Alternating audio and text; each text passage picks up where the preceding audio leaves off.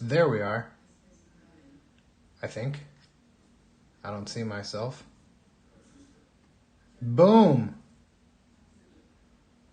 All right. Man, I have no idea how delayed this is. Oh, goodness. All right. It looks like we are live.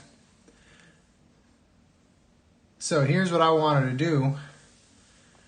I wanted to talk a little bit about the Story of Emelina, an album that I recently released, in which I discussed the story of a young girl, the age of 15, who was put in prison in Cuba, and actually the grandmother of a close friend of mine, one of my best friends. Now, one of the things that I want you to know about this story in particular is when Emelina was taken prisoner, she was a teenager, okay? There are not many teenagers who, how do we put this, who even cared or care about politics in this sense. Think of your average 15 or 16-year-old that you know. Think of yourself at 15 or 16 years old. More than likely, you did not care about the bigger things going on in your country of origin, wherever you're watching. More than likely, you were not worried about whether or not your country would continue on. If you're born in America, that's never something you have to worry about because we've had a luxury of freedom here. But what made Emelina's story so compelling is at the age of 15, right after Fidel Castro takes over in Cuba, she's thrust into her own version of a revolution. She's thrust into her own battle, where now she's fighting the people who were called revolutionaries now were the oppressor. And now she's battling them in her own guerrilla warfare style, where she's helping out these remote clandestine groups. And Emelina, at 15 years old, decided, I want to basically put my life on the line so that I could potentially secure freedom for my future and also everybody else's future that I know, all of my people. So the album talks about her story. But it made me think,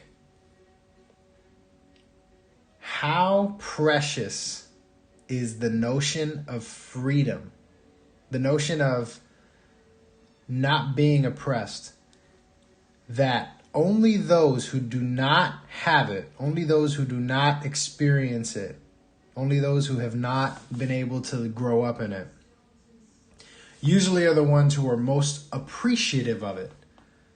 And when the point I'm trying to make is somehow the people who have little experience with freedom are the ones who will risk their whole life for it. Whereas the people who have experienced freedom in abundance usually take it for granted. Is that just a normal thing? And you know, people who have a lot of something usually take for granted what they have. Is that just that playing into effect?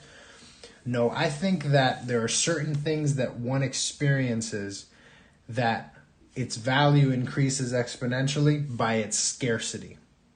By its scarcity.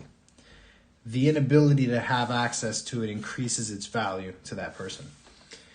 But Emelina is, listen, 16 years old, she's captured and put in prison.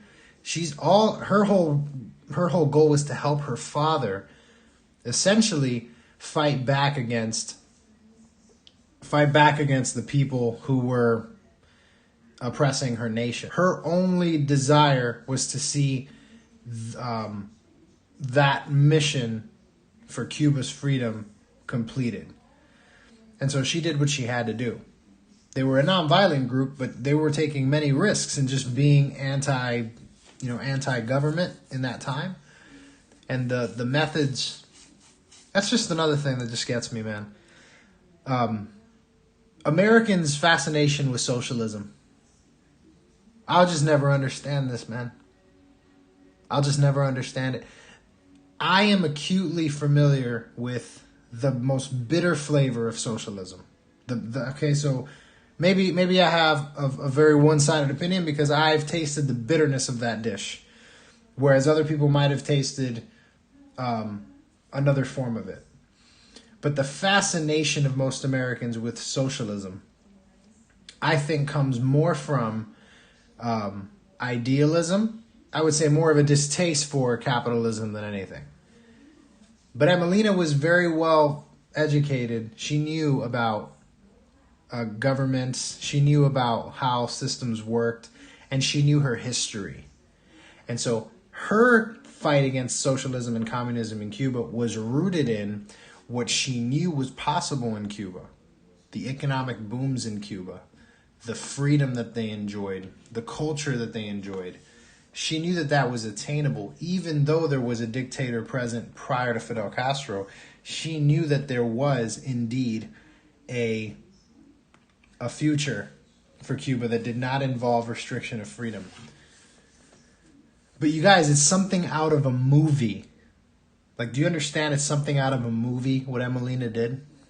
Her dad gets put in prison. They essentially capture her along with him. They arrest the both of them. They interrogate her. They sexually assault her. They abuse her physically to get information out of her about her dad. Because her dad was a captain in this opposition group. And, you know, the way it worked back then in the 60s, captains of these groups were usually the ones that were put up against the wall and shot. Whereas, you know, lower level members of this group, those are probably not the people that were shot. Those are probably the people who were just put in jail.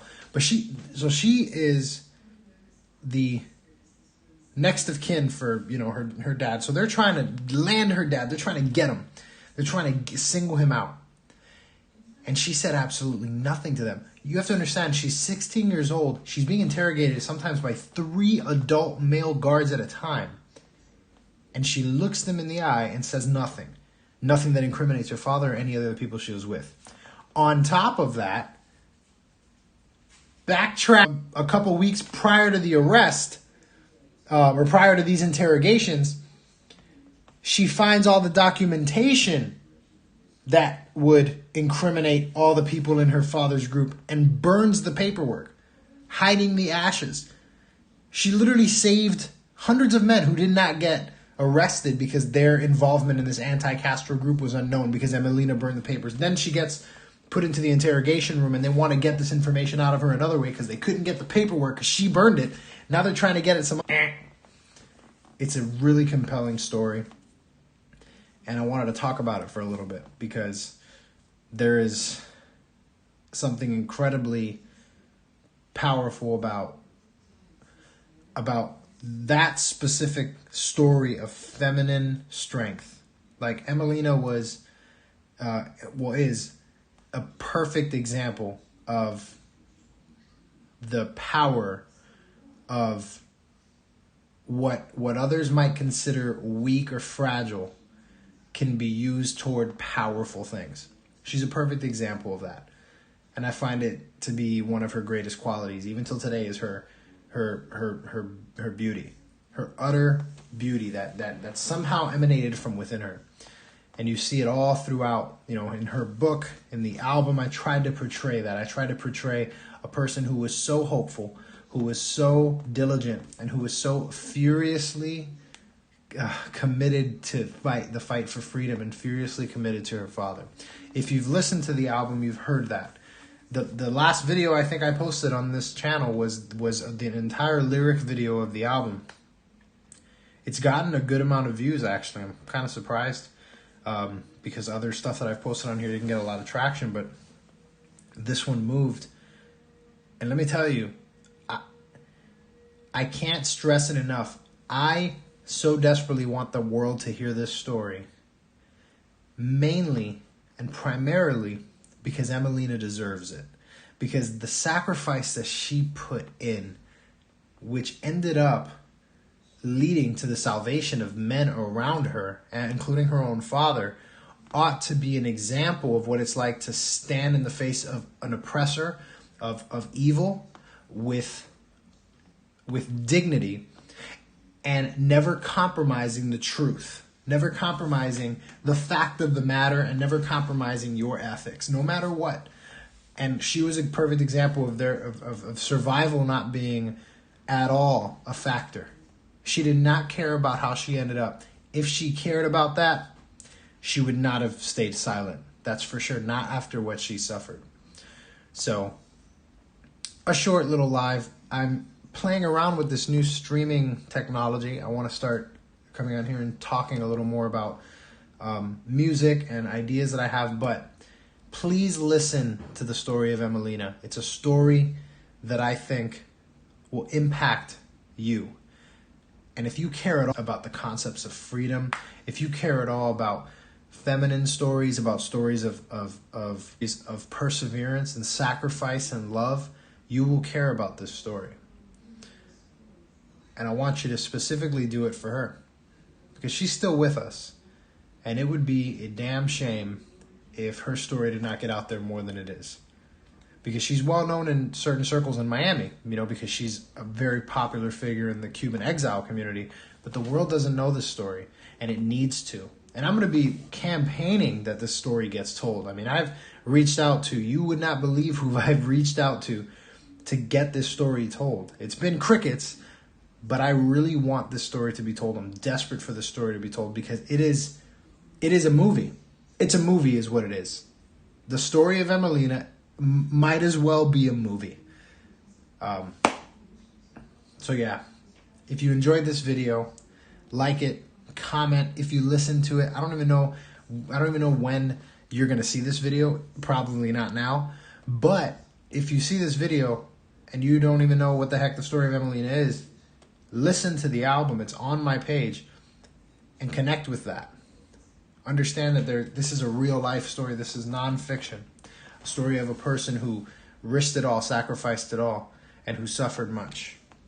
Thank you. I appreciate you guys listening.